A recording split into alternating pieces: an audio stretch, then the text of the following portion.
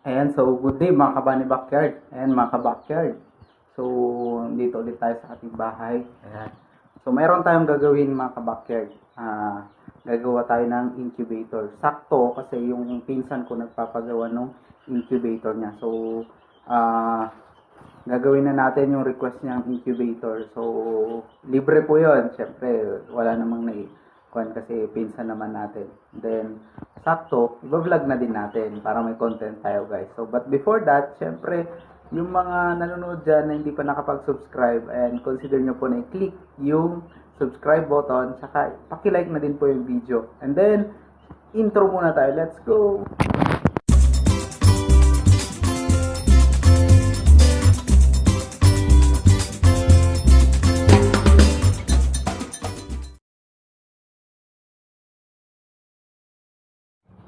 Ayan mga ka-backyard, eto, ready na yung mga gamit natin.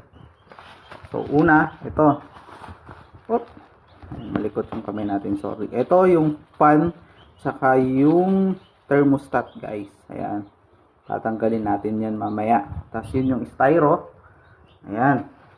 Tapos meron tayo dito, 40 watts na ilaw, incandescent po Kasi iba po yung LED, dapat incandescent po kasi ito yung magpro-provide ng heat para sa ating mga chicken. Ayan, tapos ito meron tayong electrical tape, then yung wire, ayan, tapos yung saksakan.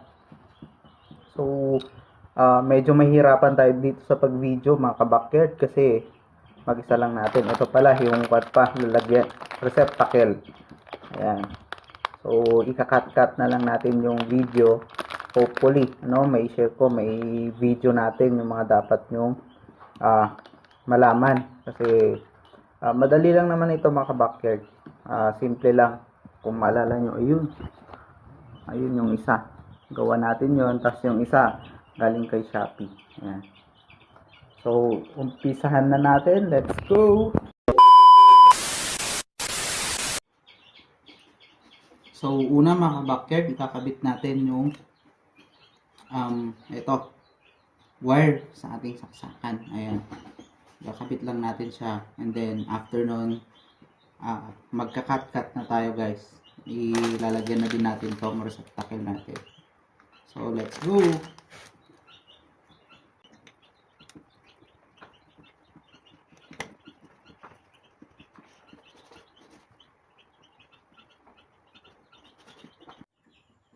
Ayan mga ka-backyard. Ayan. So, naikabit na natin. Ang susunod, i-cut na natin siya. So, mga 2 meters. So, pwede din namang 1 meter lang. Depende kasi to sa kung ano yung, gaano kalayo yung paglalagyan yung socket nito. So, ang gagawin natin, ayan, i-cut na natin guys. So, mga 2 meters yung i-cut natin. And then, susunod, ikakabit na natin itong yung fan tsaka incandescent. So, lalagay na lang natin yung link dito, yung picture saan tayo umorder sa Shopee. Ayan, ayan po yung fan.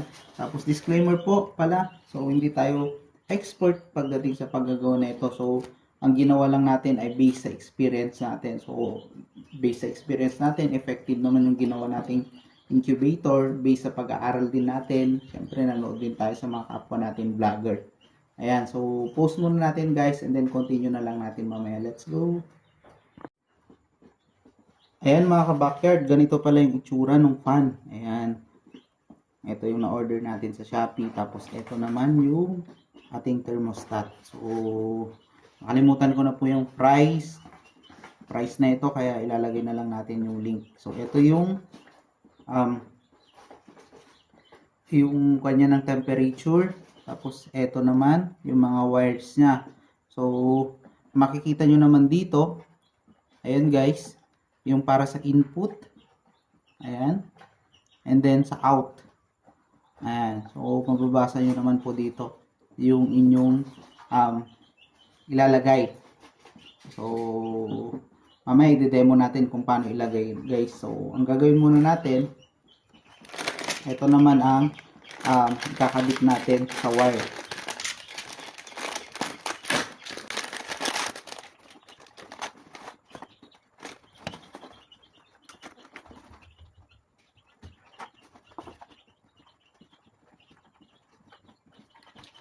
few moments later. Ayan guys, so pasensya na pala. Medyo maalog-alog yung natin. Phone natin na nawala kasi yung tripod natin guys. Hindi ko alam kung anong nangyari. Ayan, so medyo gumawa lang tayo ng DIY na tripod.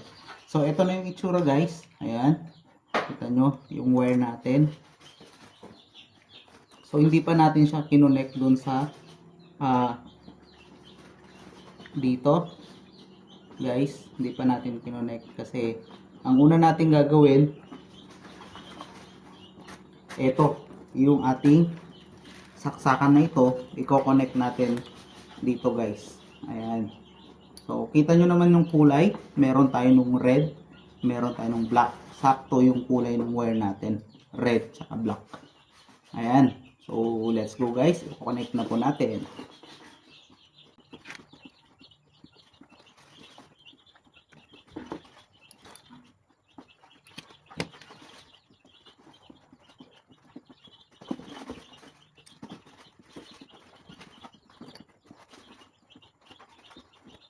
Ayan, gagamit tayo ng electrical tape guys.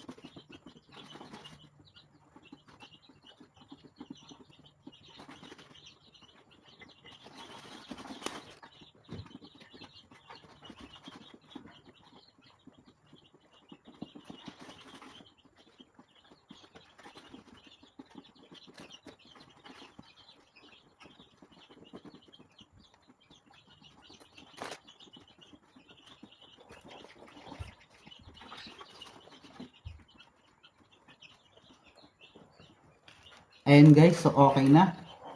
Ito, yung saksakan natin, ito, na-connect na po natin dito sa ating, ayan, thermostat guys. So ito naman, susunod, ito naman, itong thermostat natin, i-connect natin dito sa fan at saka sa ilaw. Ayan, so wala pang ilaw to guys, hindi pa natin lalagay yung ilaw. Mamaya, lalagay natin guys. So, post ulit natin guys kasi nga memory full na tayo. Ayan, post ulit natin. One eternity later. Ayan mga ka-backyard, ito pala yung magiging itsura ng ating design. So ito, i-fix na natin gamit ang glue gun. So glue gun lang po yung pandidikit natin guys. Itong wire, ididikit natin dito hanggang dito para lumabas po dito sa butas na to. Tapos yung wire na ito, yung wire po ng fan natin, nilabas na po natin. Tapos ididikit din po kasi natin itong ating, ayan, thermostat guys. So naikabit na natin yung wire ng thermostat natin. Gaya nung sabi natin, yung in, ayan, pinasok natin. Kaya nga in, di ba? Ayan. So joke yun guys, tawa naman kayo. And then siguro bahala na lang yung pinsan ko na mag-fix kasi merong lalagyan ng, ayan, tornilyo guys, yung screwdriver. So siya na lang bahala, siguro gagawin na lang natin ay ididikit natin through yung glue gun. Ayan.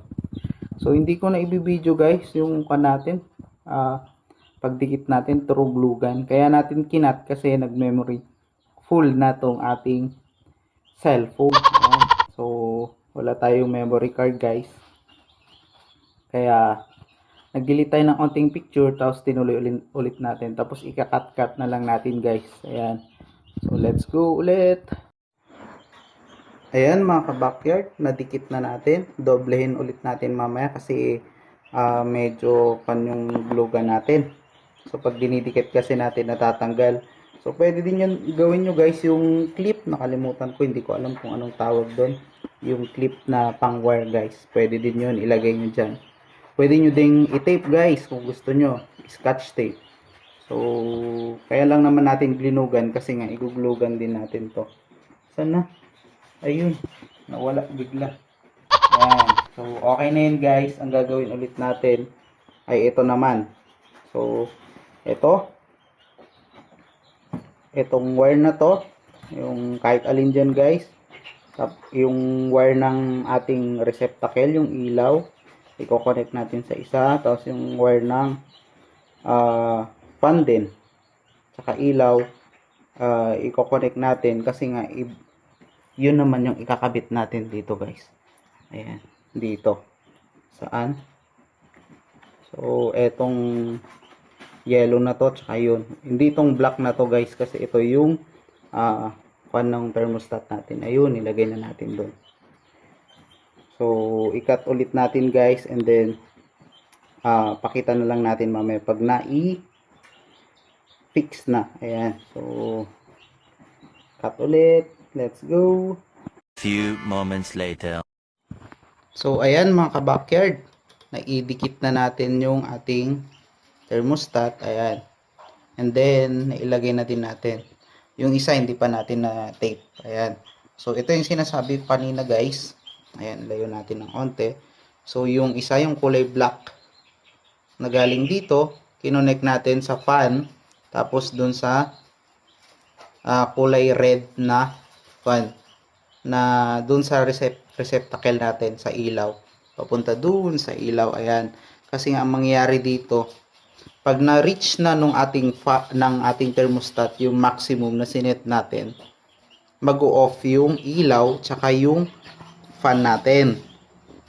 Ayan. Then, pag na reach na naman yung minimum, tsaka ulit mag-on yung ilaw. Ayan. Tsaka yung fan natin. Ayan. So, yun yung mangyayari dito guys. So, okay na to guys. Ayan, iti-tape na lang natin and then iti-test na lang natin. So, ayan, pwede nang pick upin ng ating pinsan yung ating incubator. Bukas siguro pipick upin niya na to.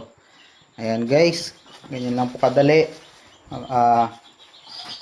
I-set up lang natin guys yung ating thermostat. Ayan, yung thermostat natin. And then iti-tape natin yun. So, ang problema natin, ayan, yung ating electrical tape ay nagbabad siya na. Hopefully, umabot. Wala naman na tayong ibang iti-tape guys. Let's go ulit. Come on! Ayan, so moment of truth na mga ka-backyard. Ayan. So, unti-unti nating hinihila ang ating socket. So, nailagay na natin yung ilaw. Ayan. So, disclaimer guys, hindi tayo expert pagdating dito. Ayan, umiilaw siya. Ayan guys, umiilaw. Kaso, isa-set pa natin yung ating so sa pagsiset guys, long press lang natin. Ayan, may tumutunog.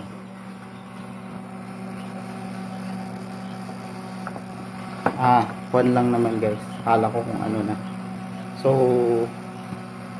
supot lang. Ayan, may supot na nagdon sa pan natin. Okay lang yan. So long press lang natin yung ating up button para sa minimum temperature. Pag nag-blink yan guys,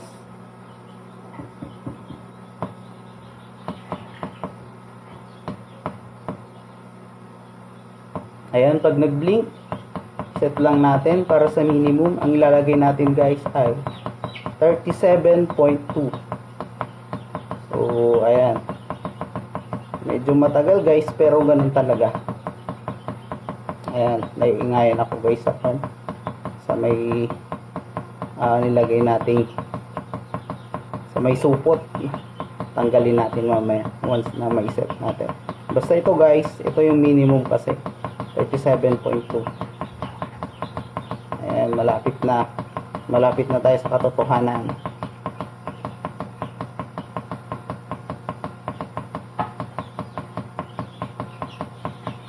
Ayan, isa na lang. 37.2. Ayan guys, santayin lang natin. Okay na. And then kung makikita natin yung temperature ng loob ay base sa thermostat natin ay 31.8. Ayan, kunin lang natin yung takip guys. Ayan, para mas bumilis yung pag-init ng ating incubator. Ayan, 37.9 na. Tapos, sunod guys, i-set naman natin yung maximum. Ayan. So, pindutin naman natin yung press down. Ayan. So, nagbi-blink siya. Ang lalagay lang natin ay 37.9. Ayan guys. Oh, sumobra tayo. Ayan. So, okay na guys. So, ang aantayin na lang natin ay once na meet niya yung maximum temperature, kung mag-off ba yung light. And kapag nag-off yung light guys, ibig sabihin okay itong ginawa natin, effective. Ayan. So 35.6, 35 point. Ayan, ang bilis kasi cleanose na natin. So tip lang pala guys, ayan, sa paglalagay ng ayun, yung sa thermostat natin, yung makikita nyo yung mahaba na yan, yung kulay black, huwag nyo po itutok sa ating ilaw, kasi meron yung mga iba nagugulat bakit daw patay sindi yung kanilang incubator. Yun pala ang nangyari guys, ay nakatutok yung kanilang thermostat, yung sa may hindi natin alam, hindi ko alam yung tawag doon, basta yung ganun, bahala na kayo guys. And bumaba yung temperature kasi nga inopen natin. Ayan, antayin ulit natin guys. So eto, meron na siyang butas talaga guys, hindi gaya nung pan natin. Ayan, malapit na. Hindi gaya nung styro natin dun sa kabila, yung gawa natin na una ay may butas na talaga yun, ay binutasan pa natin. Ito may butas na talaga. Ayan, na-meet niya yung maximum na temperature. Nag-off na yung ilaw guys. Ayan, kita nyo naman, nag-off na yung ilaw. Siyempre tataas yung temperature kasi yan yung temperature niya sa loob. Hindi naman agad-agad bababa yun. Siyempre pataas siya kanina. Ayan guys, so yun lamang yung gusto kong i-share sa inyo. Hopefully may natutunan kayo sa vlog natin. Ayan yung mga sisiw natin guys. Papisa lang natin yan dito, saka dyan. Ayan, kung gusto nyo guys, kung ayaw nyo maniwala, ito may bago tayong papisa. Ang ginagawa kasi natin, pag okay na siya dito, nililipat na natin. Pag mga 18 days na, lilipat natin dito. Parang ito yung hatcher natin guys. Ayan. So tignan nyo guys, ayan, meron tayong mga bagong papisa. So ito ay galing lang din dito guys, dito. Ayan, since puno na yan, may isasalang ulit tayo bukas. Ito, ayan, ililipat natin yung iba nung ika 18 days, andito na sila guys. Ayan, so bukas natin ililipat tong mga to guys. Ayan, yun lamang yung gusto kong i-share sa inyo mga ka-backyard. Happy breeding mga ka-bunny backyard.